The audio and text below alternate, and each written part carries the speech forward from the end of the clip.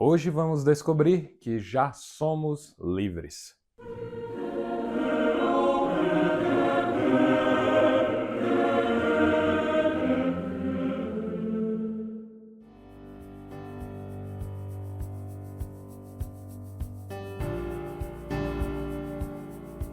Olá, guardiões, tudo bem com vocês? Hoje vamos conhecer esse grande elemento da nossa vida cristã, a nossa liberdade, e principalmente como exercê-la aqui no mundo. Mas antes de começarmos, vocês já sabem, deixe aqui embaixo seu like, se inscreva, curta, ative notificações e compartilhe com todos os amigos para não perderem nenhum novo vídeo. Vamos então à nossa oração inicial, pedindo a Nossa Senhora todas as virtudes necessárias para corresponder às graças que dela recebemos. Em nome do Pai, do Filho e do Espírito Santo. Amém. Ave Maria, cheia de graça, o Senhor é convosco. Bendita sois vós entre as mulheres e bendito é o fruto do vosso ventre, Jesus. Santa Maria, Mãe de Deus, rogai por nós, pecadores, agora e na hora da nossa morte. Amém.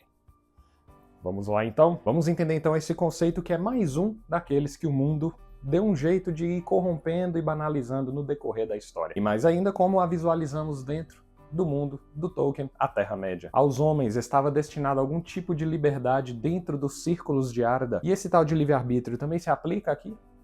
Vamos lá então. Primeiro vamos entender o que é liberdade por si, como a doutrina da Igreja Católica nos ensina. Realmente liberdade quer dizer fazer e dizer o que eu quiser? Vamos então ao Catecismo no parágrafo 1730, onde é dito sobre a liberdade do homem. Deus criou o homem dotado de razão e lhe conferiu dignidade de uma pessoa agraciada com a iniciativa e o domínio de seus atos. Deus criou o ser humano e o entregou às mãos do seu arbítrio, está lá no Eclesiástico, para que pudesse ele mesmo procurar seu Criador, e a este, aderindo livremente, chegar à plena e feliz perfeição. Santo Irineu de Lyon nos diz: o homem é dotado de razão e por isso é semelhante a Deus. Foi criado livre e senhor de seus atos. A liberdade é o poder, baseado na razão e na vontade de agir ou não agir, de fazer isto ou aquilo, ou seja, de praticar atos deliberados. Pelo livre-arbítrio, cada qual dispõe sobre si mesmo. A liberdade é, no homem, uma força de crescimento e amadurecimento na verdade e na bondade. A liberdade alcança sua perfeição quando está ordenada para Deus, nossa bem-aventurança. Vejam só, então não é simplesmente fazer ou dizer o que você quiser. Enquanto não se tiver fixado definitivamente em seu bem último, que é Deus, a liberdade comporta a possibilidade de escolher entre o bem e o mal. Portanto, de crescer em perfeição ou de definhar e pecar. Ela caracteriza os atos propriamente humanos. Torna-se fonte de louvor ou repreensão, de mérito ou demérito. Quanto mais pratica o bem, mais a pessoa se torna livre. Não há verdadeira liberdade a não ser a serviço do bem e da justiça. E aqui vem algo muito importante: a escolha da desobediência e do mal é um abuso de liberdade e conduz à escravidão do pecado. Então, é isto, como o Catecismo nos diz, somente para o bem se pode ser realmente livre. A insistência no mal vai garantir que o pecado nos escravize. É assim, por exemplo, que quando alguém insiste que por ser livre pode beber o quanto quiser, ou gastar dinheiro o quanto quiser, ou usufruir de todos os prazeres que quiserem, na quantidade que quiserem, se vai exagerando com o tempo cada vez mais, de forma cada vez mais profunda nesses pecados. E isso vale para tudo que você imaginar, seja na vaidade de se embelezar ao extremo, se recusando a envelhecer, fazendo inúmeras cirurgias e por aí vai. Então a verdadeira liberdade se consiste nisso. Nós temos toda a liberdade para a escolha do bem. Essa é a melhor forma de exercermos o nosso livre-arbítrio. Pois Deus nos quer o bem.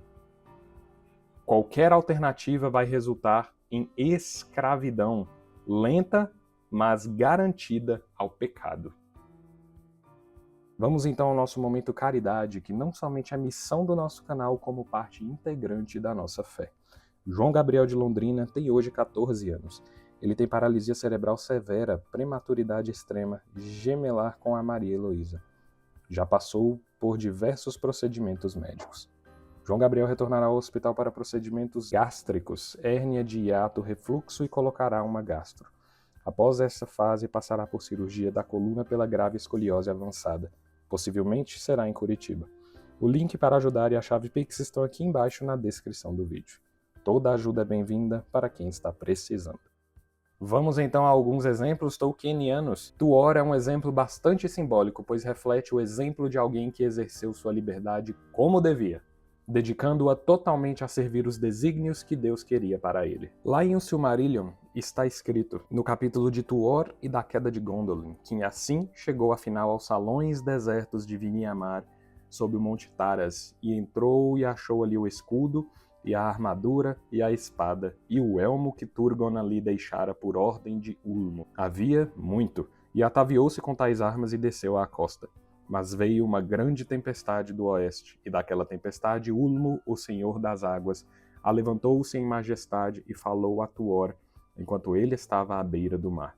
E Ulmo mandou que partisse daquele lugar e buscasse o reino oculto de Gondolin, e deu a Tuor uma grande capa para mantê-lo na sombra diante dos olhos de seus inimigos. Vejam, portanto, claro que isso está em maior detalhe em locais diferentes, como nós temos nos Contos Inacabados ou em A Queda de Gondolin, o conto original e também aquela que seria a versão definitiva dessa história, que é o capítulo de Tuor e sua chegada em Gondolin, onde nós vemos essa cena com mais detalhes, mas vale notar a seguinte questão. A qualquer momento, Tuor poderia apenas ignorar o que a providência reservou a ele. Seja naquele momento, onde Ulmo encontrou com ele e o ordenou que fosse a Gondolin, seja antes disso, se recusando a ir a Viniamar e indo viver sua vida em outro lugar, e até mesmo após chegar a Gondolin, ele poderia ter aberto mão de tudo que foi reservado a ele pela providência e seguir seu próprio caminho com o seu próprio orgulho. Mas a obediência ao plano de Deus lhe proveu verdadeira liberdade, pois ele não se tornou escravo de seus pecados tal como Maeglin,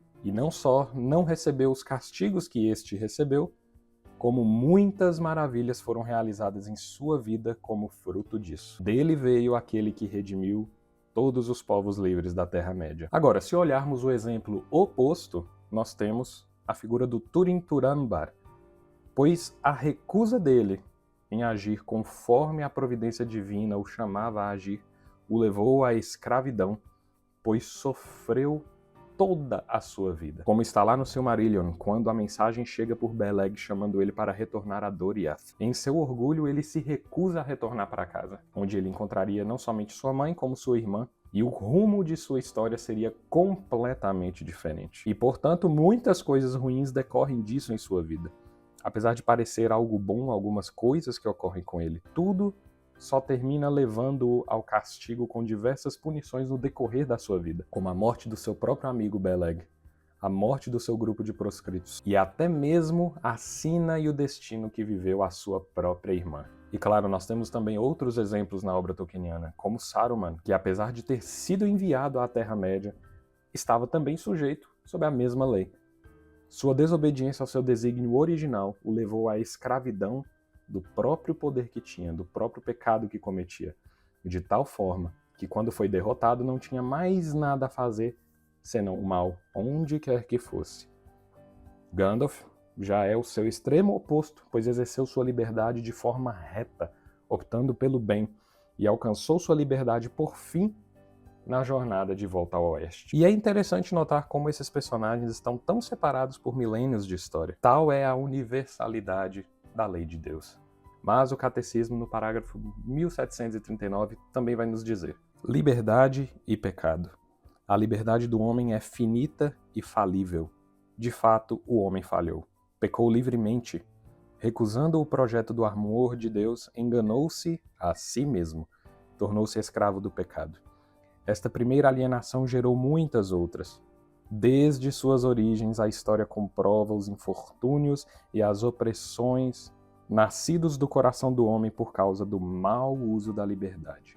Ameaças à liberdade. O exercício da liberdade não implica o direito de dizer e fazer tudo, que é o que dissemos no início do vídeo. É falso pretender que o homem sujeito da liberdade baste a si mesmo, tendo por fim a satisfação de seu próprio interesse no gozo dos bens terrenos. Entretanto, as condições de ordem econômica e social política e cultural requeridas para um justo exercício da liberdade são, muitas vezes, desprezadas e violadas. E não nos falta exemplos no nosso mundo de hoje para esse mau uso e essa violação das condições necessárias para exercer de forma correta a liberdade. Estas situações de cegueira e injustiça prejudicam a vida moral e levam tanto os fortes como os fracos à tentação de pecar contra a caridade. Fugindo da lei moral, o homem prejudica sua própria liberdade, acorrenta-se a si mesmo, rompe a fraternidade com seus semelhantes e rebela-se contra a verdade divina. E realmente não importam os tempos, tal como é na obra tolkieniana. Sempre houveram grandes mazelas resultantes da escravidão ao pecado. Guerras e revoluções são só o começo, por exemplo.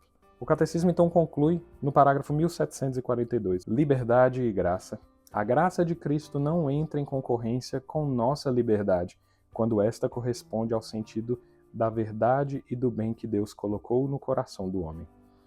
Ao contrário, como a experiência cristã o atesta, especialmente na oração, quanto mais dóceis formos aos impulsos da graça, que é o que vimos anteriormente, como o exemplo de Tuor e de Gandalf, tanto mais crescem nossa liberdade íntima e nossa segurança nas provações. Vejam só, nossa segurança nas provações e diante das pressões e coações do mundo externo.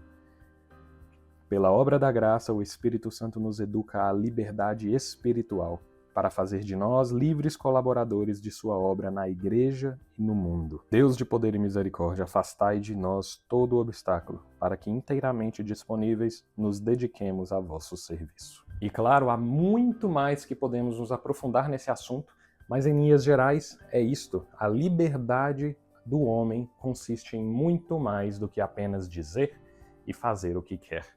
Ela está diretamente ligada à nossa salvação. Somente nos voltando diretamente a Deus podemos, enfim, exercer a nossa liberdade e evitar a escravidão ao pecado. Então, pessoal, por hoje é isso. Espero que tenham gostado de conhecer um pouco mais sobre a doutrina católica e ver como Tolkien também conseguiu incluir esses elementos nela. Tolkien é a prova viva de que quanto mais católico se é, mais belas e maravilhosas são suas próprias obras. Então, se ainda não fez, deixa aqui embaixo seu like, curta, se inscreva, ative notificações, compartilhe com todos os amigos, principalmente com aqueles que precisam ouvir esta palavra. E eu vou ficando então por aqui. Um grande abraço a todos vocês, fiquem com Deus e até o próximo vídeo.